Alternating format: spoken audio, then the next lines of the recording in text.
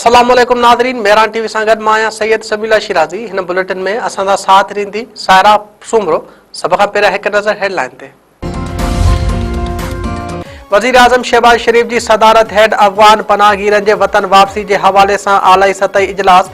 Field marshal Syed Asim Munir, वफ़ाक़ी वज़ीरनि, वज़ीर आज़म आज़ाद कश्मीर जी शिरकत। इजलास में पंजाब, सिंध, बलोचिस्तान ऐं गिलगित बल्तिस्तान जे वॾे वज़ीरनि बि शिरकत कई।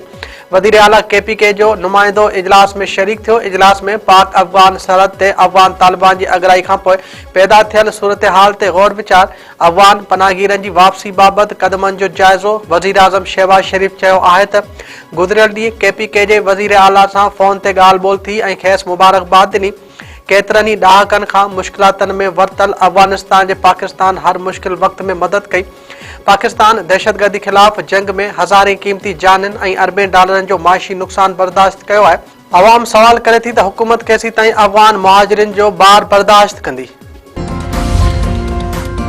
लकी मरव जे इलाइक़े सुल्तान ख़ैल में सिक्योरिटी फोर्सिस जी कार्रवाई 8 ख़ारजी मारिजी विया। सिक्योरिटी ज़रनि मुताबिक़ पाक फ़ौज 16 अक्टूबर ते दहशतगर्दनि जी मौजूदगी जे ॻुझी इतला ते ऑपरेशन कयो। फोर्सिस पारां सुल्तान ख़ैल ऐं तूफ़ान वाला वारनि इलाइक़नि में फ़िज़ाई ऐं ज़मीनी निगरानी कई वई। निगरानी दौरान दहशतगर्दनि जी चुरपुर जी निशानदेही थियण ते फौरी कार्रवाई अमल में आंदी वई। ऑपरेशन दौरान दहशतगर्दनि जे कब्ज़े मां वॾी मिक़दार में हथियार ऐं बारूदी मवाद हथु आयो आहे। गुज़िरियल 4 ॾींहनि में अफ़गान तालिबान तरफ़ां उमाणियल 108 ख़वारिजी मारिजी चुका। सिक्योरिटी ज़रनि मुताबिक़ ॾखण वज़ीरिस्तान जे इलाइक़े मीर अली में आपघाती हमलो नाकाम बणायो वियो। सिक्योरिटी फोर्सिस जी कार्रवाई में 6 दहशतगर्द मारिजी विया। हिकु दहशतगर्द बारूद सां भरियल गाॾी कैंप सां टकराए छॾी। 5 दहशतगर्दनि कैंप अंदरि दाख़िल थियण जी कोशिशि कई। फोर्सिस जी बरवक़्त कार्रवाई में 5 दहशतगर्द कैंप ॿाहिरां ई मारिजी विया। सिक्योरिटी ज़रनि जो चवणु आहे त चेक पोस्ट जी छित किरण सबबि हिकु जवान शहीद ऐं 6 जवाननि जे ज़ख़्मी थियण जा इतला आहिनि। पंजाब काबीना तहरीक लब्बैक पाकिस्तान मथां पाबंदी जी मंज़ूरी ॾेई छॾी। समरी वफ़ाक़ी हुकूमत ॾांहुं उमाणी वई। TLP मथां पाबंदी जी सिफ़ारिश पंजाब जी इतलात वारी वज़ीर उज़मा बुख़ारी चयो आहे त TLP रेड लाइन पार करे वई आहे। कंहिंखे बि पुरतशद्दुद एहतिजाज जी इजाज़त नथी ॾेई सघिजे। सूबे अंदरि हथियारनि मथां पाबंदी आहे। लाउड स्पीकर रुगो आज़ान लाइ इस्तेमालु थींदो। प्रेस कॉन्फ्रेंस कंदे उज़मा बुख़ारी वधीक चयो आहे त पाकिस्तान में मज़हबी जमायतूं सियासी अमल जो हिसो आहिनि। कंहिं बि मज़हबी जमायत या मदरसे ख़िलाफ़ का कार्रवाई नाहे कई वई।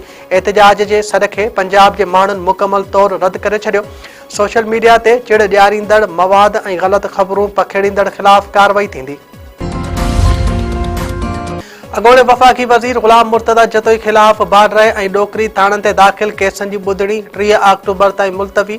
लाड़काणे जे फर्स्ट एडिशनल एंड सेशन जज जी अदालत में ॿुधणी। जांच ऑफिसर पेश न थियो। अदालत ॿाहिरां मीडिया सां ॻाल्हाईंदे ग़ुलाम मुर्तज़ा जतोई चयो आहे त मुंहिंजे ख़िलाफ़ केसनि में कुझु बि न आहे। सच सच ऐं कूड़ कूड़ थींदो। आग़ा सिराज दुरानी सां पुराणो ऐं ख़ानदानी तालुक़ो संदसि लाॾाणे ते अफ़सोस थियो आहे। मरियम नवाज़ ऐं PP वारनि जे बयाननि मां इख़्तिलाफ़ ज़ाहिर आहिनि पर इतिहादी आहिनि। पाण में निबिरी वेंदा। मुल्क जी बका आज़ाद ऐं शफ़ाफ़ चूंडनि में आहे। हैदराबाद में पुलिस जो गैर कानूनी रहंदड़ अफ़गाननि ख़िलाफ़ ऑपरेशन। 12 ॼणा गिरफ़्तार। साइट जे इलाइक़े शाह लतीफ़ कॉलोनी ऐं ॿियनि हंधनि ते अफ़गाननि ऐं शकी माण्हुनि ख़िलाफ़ सर्च ऑपरेशन। पुलिस टीमनि पारां मुख़्तलिफ़ घरनि, होटलनि ऐं शकी जायुनि ते तलाशी। पुलिस 12 शकी माण्हुनि खे हिरासत में वठी साइट थाणे ते मुंतक़िल करे छॾियो। SSP हैदराबाद जो चवणु आहे त गैर कानूनी तौरु रहंदड़ परडे॒हनि ख़िलाफ़ बिना फ़र्क़ जे कार्रवायूं जारी रहंदियूं। दादू में पब्लिक हेल्थ खाते में 1.5 अरब रुपयनि जे टेंडर दौरान ठेकेदारनि में झेड़ो। टेंडरनि खोलण खां अॻु दादू ऐं लाड़काणे जा ठेकेदार हथे पइजी विया।